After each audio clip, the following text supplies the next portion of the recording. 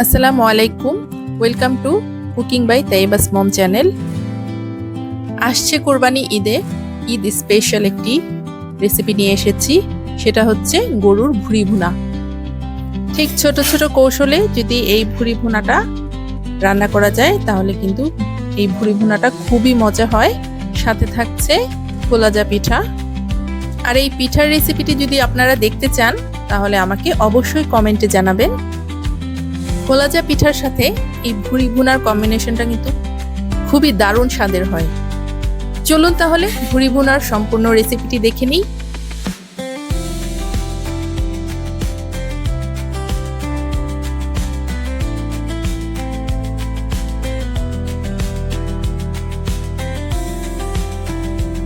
প্রথমেই ভুঁড়িটাকে আমি ভালো মতো ওয়াশ করে নিয়েছি এবং ছোট ছোট কাট করে নিয়েছি। কিউব করে ছোট করে কাট করে নিতে হবে। খুব একটা ছোট করা যাবে না, যেহেতু রান্নার পরে এটা আরো ছোট হয়ে যাবে।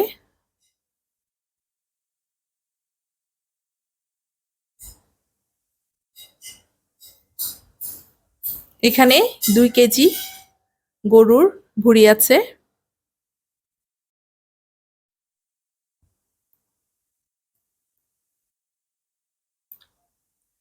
এবার ভুঁড়িগুলোকে আমি একটি পাতিলে ট্রান্সফার করে নিয়েছি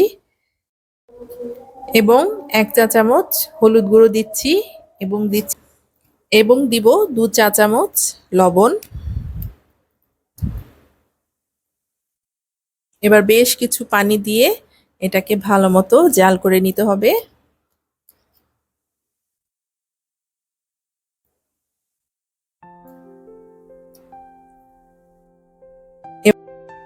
এবার 2 ঘন্টা ভালো মতো ফুটিয়ে নিব।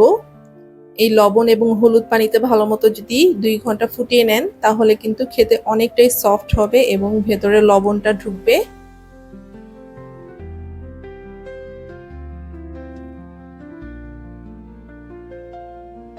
ব্যাস, চুলার গ্যাসটা অন করে আমি 2 ঘন্টার মতো জাল করে নিচ্ছি।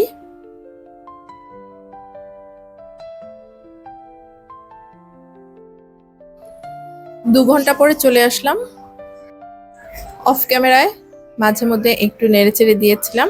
এবার আমি চুলার গ্যাসটা অফ করে দিব।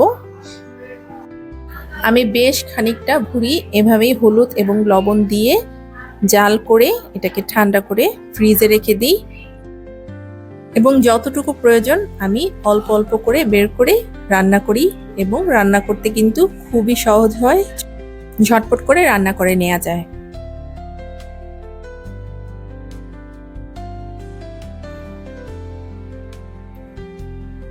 চলুন এবার এটাকে মশলা দিয়ে ফোড়ন দিয়ে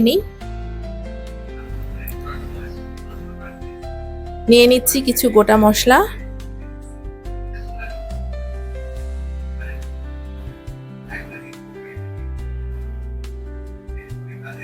নিচ্ছি দারুচিনি 4 থেকে 5টি, লং নিচ্ছি 4 থেকে 5টি, বড় এলাচ 3টি, সবুজ এলাচ 4 থেকে 5টি এবং সামান্য কিছু জায়ফল এবং জয়ত্রী।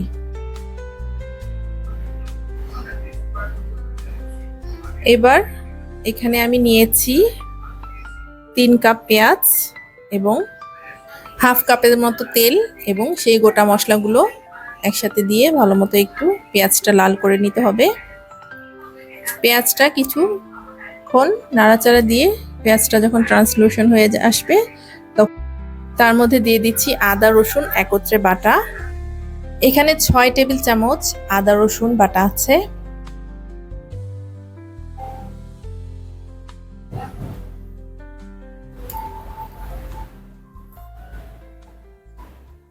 আদা রসুনটা একটু ভুনা হয়ে আসলে এর মধ্যে দিব মশলা, হলুদ গুঁড়ো,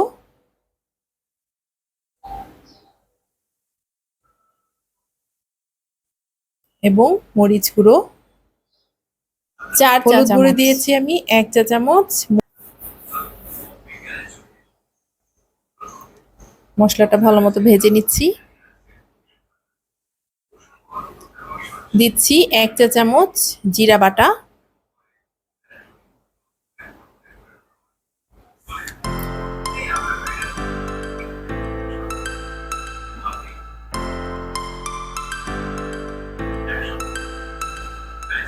দিচ্ছি পরিমাণ মতো লবণ,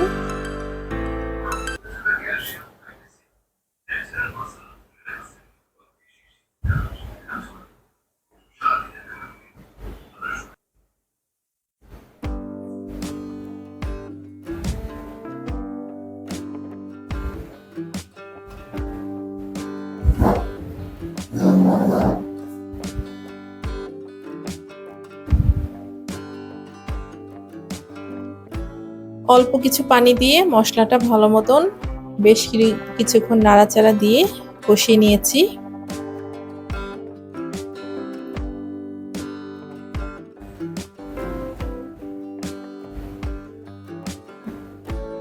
মশলাটা কষানোর পরে এবার আমি সবগুলো ভুঁড়ি দিয়ে দিচ্ছি।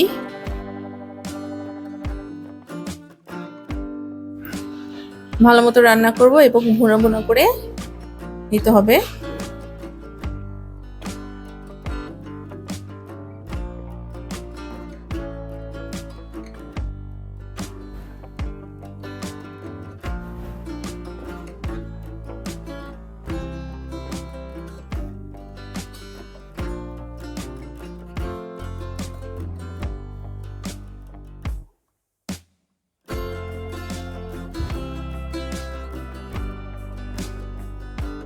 দিচ্ছি সামান্য গরম মশলা গুঁড়া,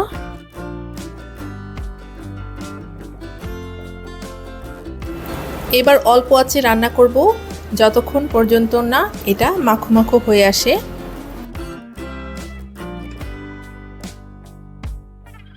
এবার ঢাকনা খুলে ভালো মতো নেড়ে চেড়ে ভুনা ভুনা করে নিব।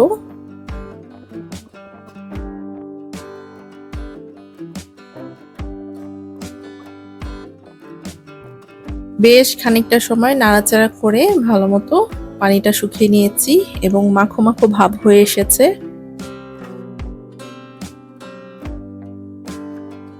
এবার এর মধ্যে দিব ভাজা জিরের গুঁড়ো,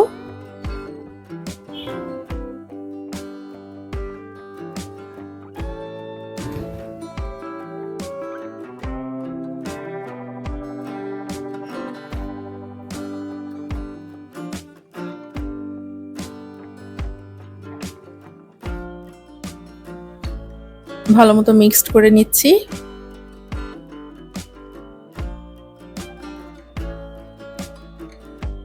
আমি এই ভুঁড়িটাকে এমন গ্রেভি রাখবো, যদি আপনারা ভুঁড়ি ভাজা খেতে চান তাহলে আর একটু ভুনা ভুনা করে নেবেন।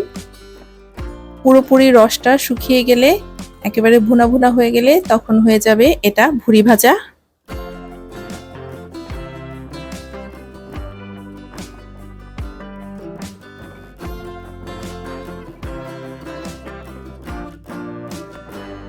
তৈরি হয়ে গেল ভুঁড়ি ভুনা।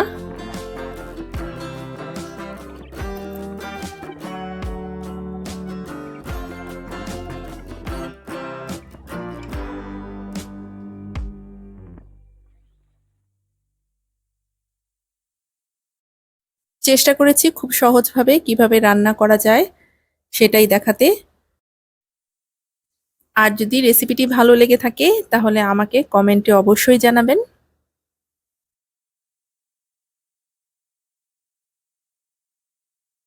আমি এভাবে মাখো মাখো খেতেই ভালোবাসি। যারা ভুনা খেতে চান তারা এটাকে আরেকটু ভাজা ভাজা করে নেবেন। আর রেসিপিটি যদি ভালো লেগে থাকে তাহলে আমার চ্যানেলটিতে একটি সাবস্ক্রাইব করে দিয়ে যাবেন। আজকের জন্য বিদায় নিচ্ছি। আল্লাহ হাফেজ।